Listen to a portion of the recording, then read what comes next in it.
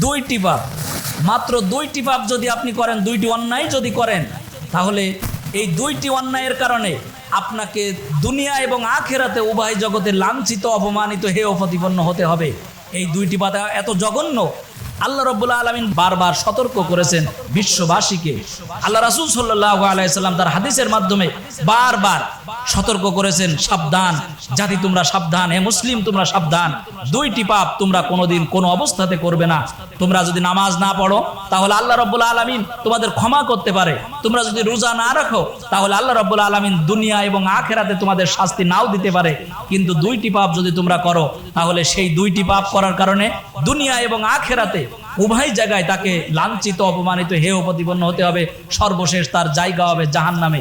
তার এক নাম্বার হলো, দুনিয়ার কোনো মানুষের সাথে, গাছ গাছালি, পশু পাখি, কারোর সাথে জুলুম করা যাবে না, অত্যাচার করা যাবে না, নির্যাতন করা যাবে না, হামলা মামলা করা যাবে না, কারোর মনে কষ্ট দেওয়া যাবে না।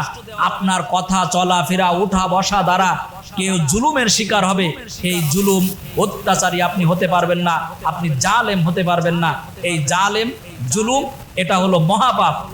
আল্লাহ রাব্বুল আলামিন জুলুমের ব্যাপারে বলছেন, দুনিয়াতে যারা জুলুম করবে আল্লাহ রাব্বুল আলামিন সাথে সাথে সেই মাজলুমের দোয়া কবুল করে নেবেন।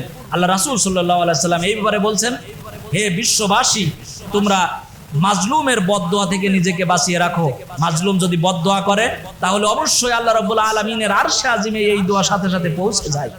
দুই নাম্বার যে পাপের কথা বলবো, এই দুই নাম্বার যে পাপ, সেটা আরো মহামারী।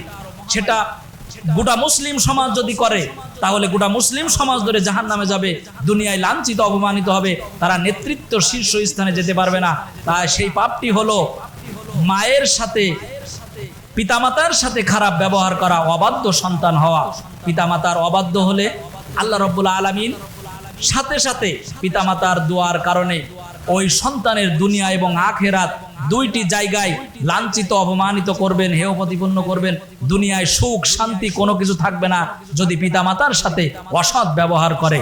এই জন্য আল্লাহ রাব্বুল আলামিন কুরআনুল কারীমে বলছেন, ওয়াকাদা রাব্বুকা আল্লা তা'বুদু ইল্লা ইয়্যাহু ওয়া বিল ওয়ালিদাইনি ইহসানা ওয়া বিযিল কুরবা ওয়াল ইয়াতামা। এখানে আল্লাহ রাব্বুল আলামিন বলছেন, পিতামাতার সাথে সৎ ব্যবহার করো। পিতামাতা যেন উফ শব্দ উচ্চারণ করবে এমন আচরণ তোমরা করবে না। এই জন্য দুইটি পাপ আমরা বিরত থাকবো, দুইটি পাপ করব না। এক নাম্বার পাপ হলো জুলুম, দুই নাম্বার পাপ হলো পিতামাতার সাথে অসৎ ব্যবহার, খারাপ আচরণ।